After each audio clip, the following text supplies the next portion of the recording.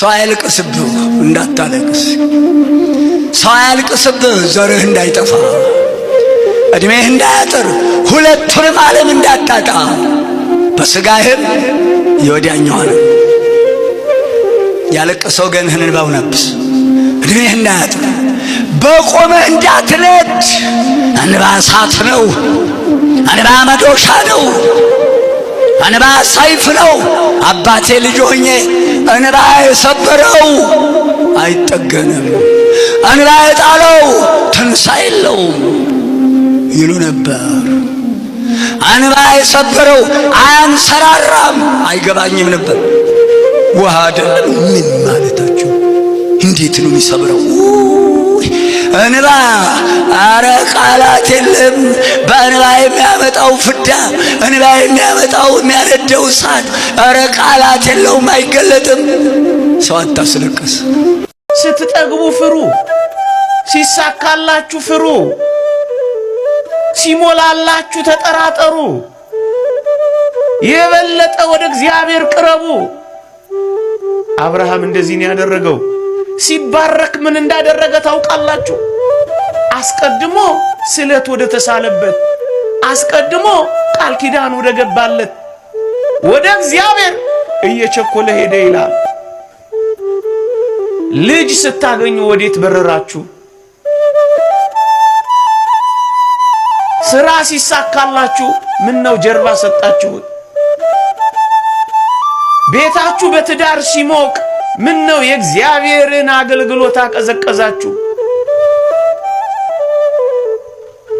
ስንቶች አፋችን ኮቸችላ እስኪመስል በጸሎት እንዳልተጋን ሲሞላልን ምን ነው ጣፋጭ ስሙን መጥራት ረሳን? የጥንት ፍቅራችንን፣ የልጅነት ደፋ ቀና ማለታችንን፣ የልጅነት የተቆላተፈ ጸሎታችንን ምን ነው ረሳን? ነካ ብቻ አድርገን የምንወጣ ሆነን። አብርሃም ግን እንደዚህ አልነበረም፣ አልተለወጠበትም። እየቸኮለ ሄደ፣ እየፈጠነ ሄደ። ሲራብም ሲጠግብም፣ ሲጎልም ሲሞላም፣ ሲያገኝም ሲያጣም፣ ሲባረክም ሲደኸይም ያው ነው። የእግዚአብሔር ቃል እንዲህ ይላል፣ እንዴት ተለወጥሽብኝ ይላል። ስንቶቻችን ተለውጠንበት ይሆን? ጉባኤን ቀና አንዳንዶቻችን ሲነገር አንሰማም። ኩራታችን ምንም አልመስለን ብሏል አብርሃም። እጅግ የሚደንቀው ድህነትን ማስተናገድ መቻሉ ብቻ አይደለም፣ ባለጠግነትን መቆጣጠር ችሏል። የአብርሃምና የሎጥ እረኞች በተጣሉ ጊዜ ምን እንደሆነ ታውቃላችሁ? እንዲህ አለው ሎጥ ወንድሙን፣ እንዲህ አለው። ምን አለው? አንተ ቀኙን ብትወስድ እኔ ግራውን ወስዳለሁ፣ አንተ ግራውን ብትወስድ እኔ ቀኙን ወስዳለሁ አለው። ምርጫውን ፈቃዱን ለወንድሙ ሰጣ።